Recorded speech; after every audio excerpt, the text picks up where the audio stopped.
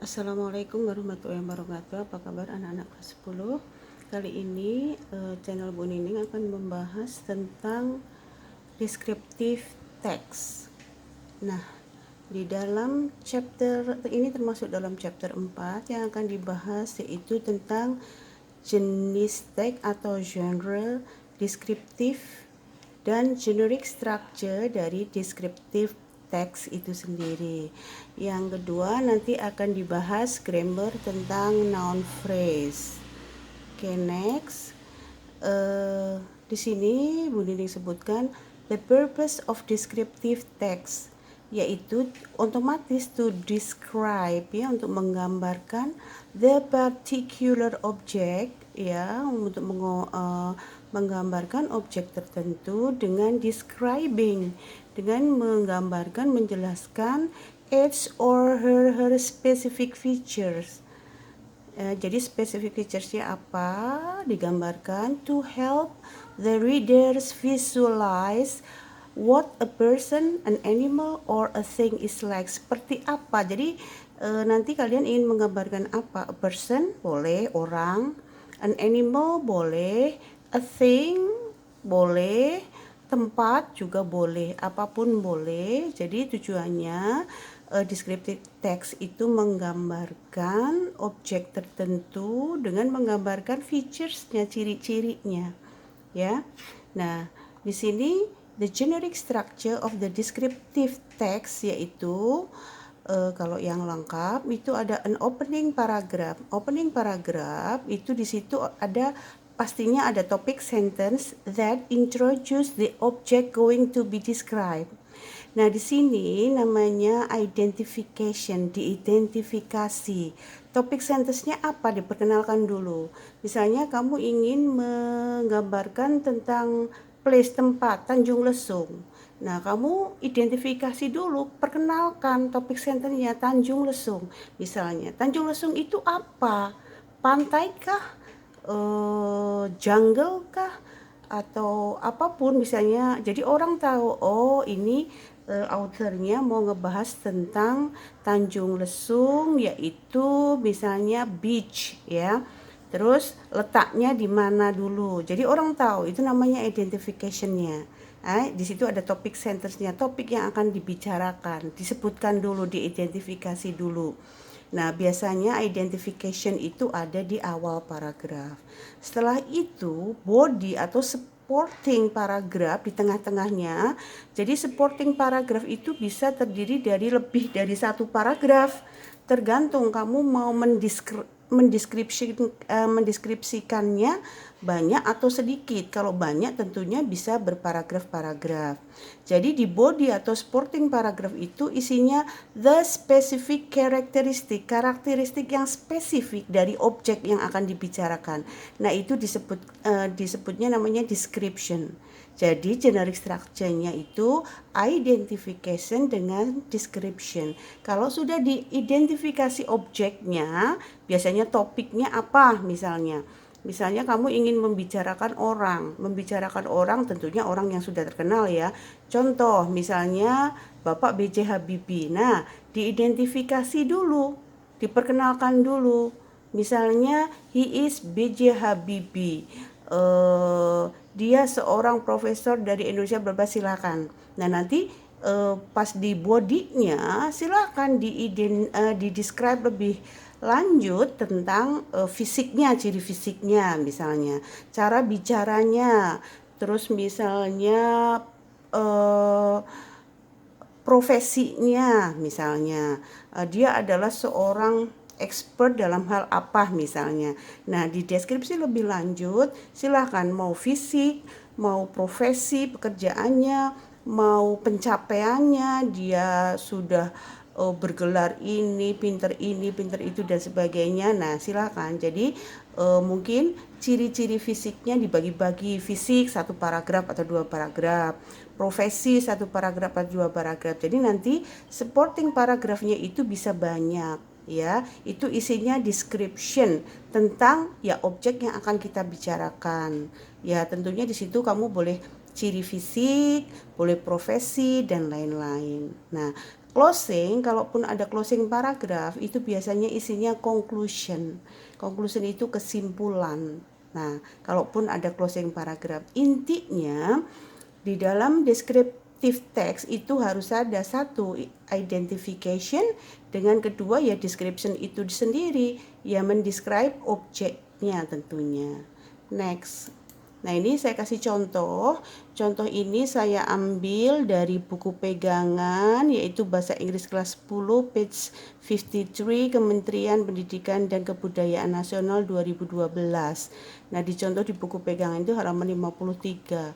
Nah, contohnya di buku itu memperkenalkan tentang Tanjung Puting National Park. Nah, pembukaannya perkenalkan dulu Tanjung Puting itu apa. Tanjung Puting National Park is in an internationally famous ecotourism destination. Jadi destinasi ecotourism which is located, nah adanya di mana? The southwest of Central Kalimantan Peninsula. Oh, jadi orang tahu, oh ini teks ini akan membicarakan tentang Tanjung Puting, yaitu destinasi wisata ekoturism yang ada di Kalimantan.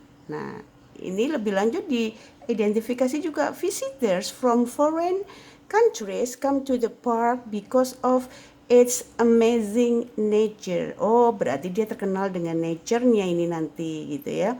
This is called a park. Memang disebutnya park, but unlike any park that you have seen in the city, this is a jungle. Oh, berarti dia itu jungle. Kan kita berarti sudah dari topik sentence kita udah ada bayangan. Oh, Tanjung Puting itu ternyata tempat wisata yang berupa jungle, biarpun disebut park. It is a real jungle which is a home to the most interesting animal in the world. Orang utan. Ya, jadi itu di situ itu terkenal dengan orang utan. Jadi orang sudah terbayang berarti Tanjung Puting itu jungle dan terkenal dengan orang utannya. Nah, itu yang disebut opening paragraph tadi ya, identification, introducing topic di sini. Jadi begitu membaca orang tahu, oh ini akan dibicarakan Tanjung Puting. Apa itu Tanjung Puting? Sudah diidentifikasi di sini. Oh, ecotourism destination yang berupa jungle yang banyak orang utannya. Nah, kira-kira nanti itu yang akan dideskripsikan lebih banyak di body ya. Di sini mulai ini ya deskripsikannya lebih lanjut. Though the park is home to many animals, biarpun di situ banyak animal, seeing orang utan is usually the visitors' main reason to visit the park. Jadi kalau orang ke sana biarpun di situ binatangnya banyak, orang itu cenderung pingin lihat orang utan karena memang benar-benar terkenal dengan orang utan di situ. Nah, dia akan mendeskripsikannya orang utan lebih jauh. Orang utan, which literally mean the man of the forest, ya artinya itu the man of the forest kan, orang utan, are the largest arboreal animal in the planet. Nah, dideskripsikan lebih lanjut tentang orang utan. Most of their lives are spent in trees where orang utan travel from a branch to branch by climbing or swinging with their arm. Nah, jadi dideskripsikan orang utannya.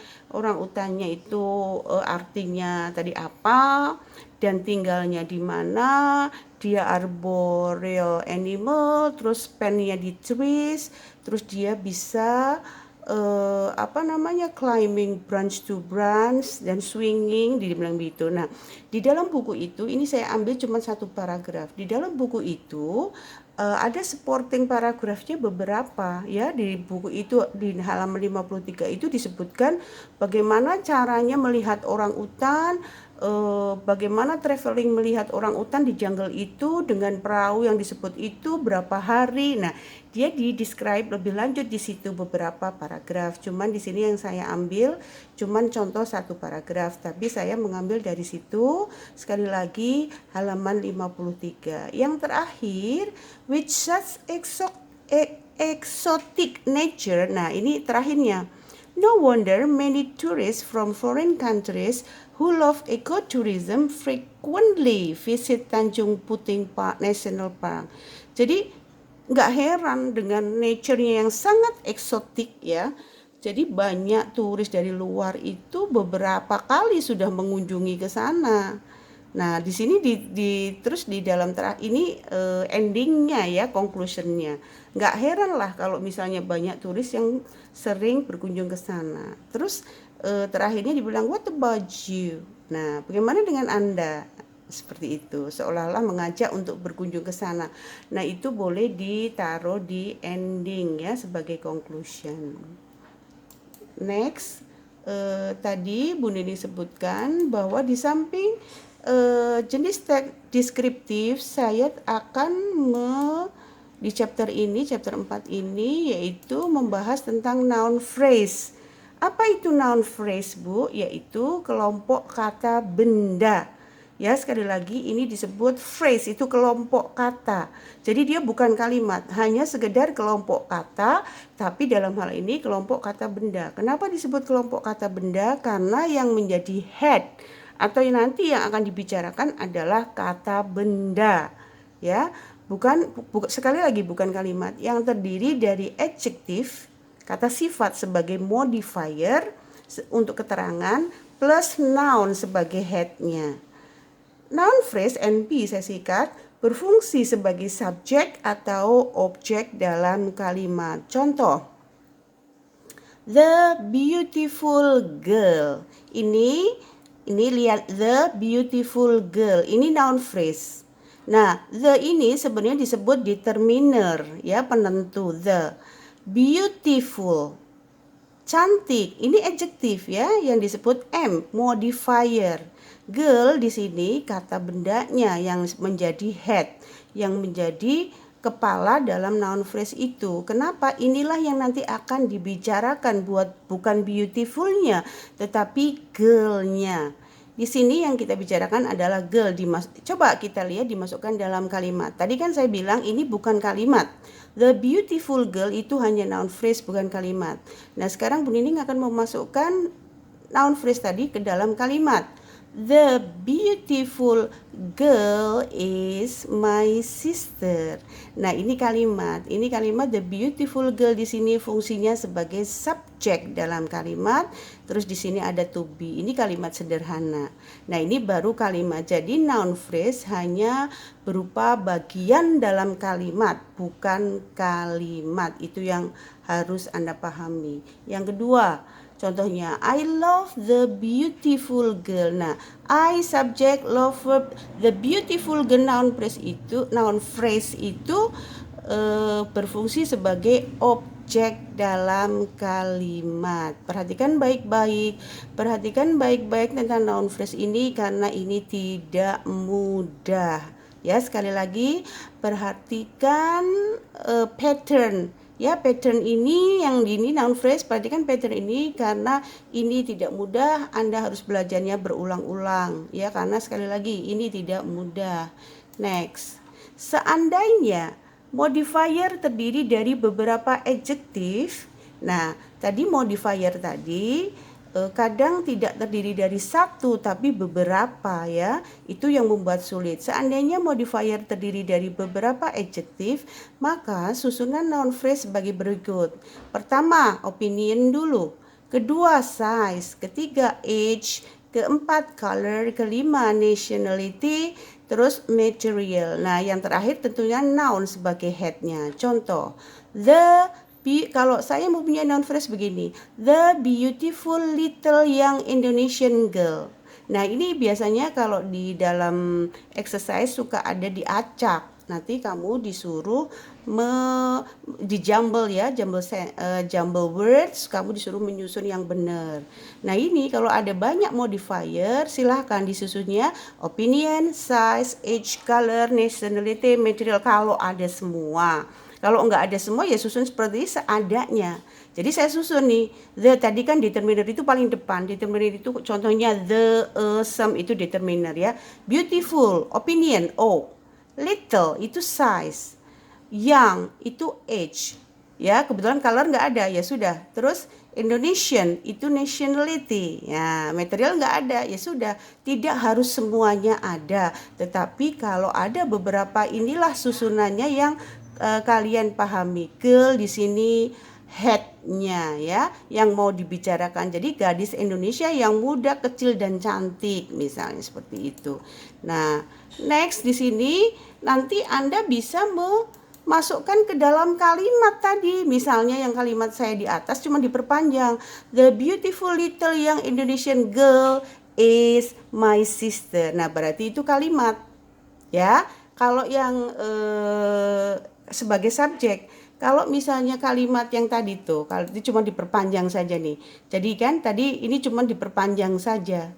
Ya, kalian tapi di sini harus perhatikan baik-baik, ya, harus perhatikan baik-baik kalau dia berfungsi sebagai subjek. Perhatikan baik-baik. The beautiful girl. Di sini yang menjadi head atau yang menjadi noun di sini itu perhatikan baik-baik karena dia akan mempengaruhi kata kerjanya. Ya, dalam pembahasan di channel Bu Nining itu namanya agreement. Contoh misalnya, kalau ini the beautiful girl, girlnya satu, maka kata kerjanya saya pakai to be maka is.